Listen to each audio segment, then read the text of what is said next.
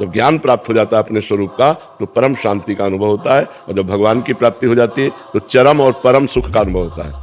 जो आनंद सिंधु सुख राशि, भगवान सुख के समुद्र हैं, और जब भगवान मिलते हैं तभी परम शांति और परम सुख का अनुभव होता है। इसलिए जीव को पाप आचरण छोड़ करके धर्म पूर्वक आचरण करते हुए, खूब नाम जप करते हुए अपना जीवन व्यतीत करना चाहिए। ये जीवन भगवान की प्राप्ति के लिए, ये जीवन सुख की प्राप्ति के लिए। देखो, हर आदमी प्रयास कर रहा है सुख के लिए, आप विचार करके देखो, कोई दुख के लिए प्रयास करता है क्या?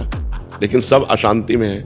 अशांत से कुतः सुखम, जो अशांत है वो सुखी कैसे हो सकता है? सब अशांत है, और अशांति का मूल कामना है, और कामना का मूल अज्ञान है। जब तक अज्ञान रहेगा तब तक शांति और सुख नहीं मिल सकते। चिंता, शोक, भय, कामना यही सताते रहते हैं। ओवर थिंकिंग में जीव परेशान है, नहीं परेशान है। तो जब तक भगवान का भजन नहीं होगा, अध्यात्म से नहीं जुड़ोगे, तब तक सुख और शांति का अनुभव नहीं हो सकता। कुछ भी कर लो। जहाँ बैठे, यहाँ एक वयोवृद्ध आकर बैठे थे और उन्होंने कहा मुझे कई मेडल प्राप्त है भारत सरकार से और खूब वैभव है, लेकिन मैं डर रहा हूँ जब मैं मरूंगा सब छूट जाएगा। इसका कोई उपाय है? उनका इसका उपाय जो था उसको तो खो दिया, जीवन तो खो दिया। ये जीवन भगवान के लिए मिला था। अब जो कुछ सब है वो मेडल अलमारी में रखे रह जाएंगे, बैंक बैलेंस बैंक में रखा रह जाएगा, परिवार और घर द्वार यही रह जाएगा, शरीर तुम्हारा जला दिया जाएगा या गाड़ दिया जाएगा, मरना तो पड़ेगा ही। आप जितनी श्वासें बची राधा राधा कह लो, अगर सुख चाहते हो, सुख और शांति। अच्छा, अपने को पता नहीं है कि हम 70 वर्ष के होके ही मरेंगे कि 80 वर्ष के होके मरेंगे। 8 मिनट में मर सकते हैं, बैठे बैठे मर सकते हैं।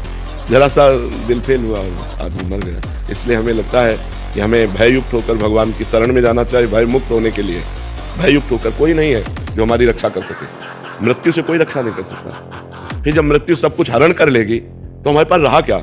विवेक से देखो, भजन किया नहीं, अब हम परलोक में जाके क्या करेंगे? हमारे पास तो खर्चा नहीं है। जो धन परलोक में लगता है वो भगवान का नाम, वो तुमने लिया नहीं, तो फिर हम पिटाई करेंगे और नरक रूपी जेल में डाल देंगे। नाना प्रकार के दुख भोगना पड़ेगा। इसलिए सुख और शांति भगवान के साक्षात्कार में है, और भगवान का साक्षात्कार पापाचरण छोड़कर खूब जो भजन करता है उसको प्राप्त होता है। राजकीर्ति जी, राधे राधे महाराज जी। गुरु जी, विपरीत से विपरीत परिस्थिति में ईश्वर की कृपा कैसे अनुभव होती है और करें? जब भजन किया जाता है, जब ईश्वर से अपनापन करके और खूब भजन किया जाता है तो हृदय इतना आनंदित रहता है।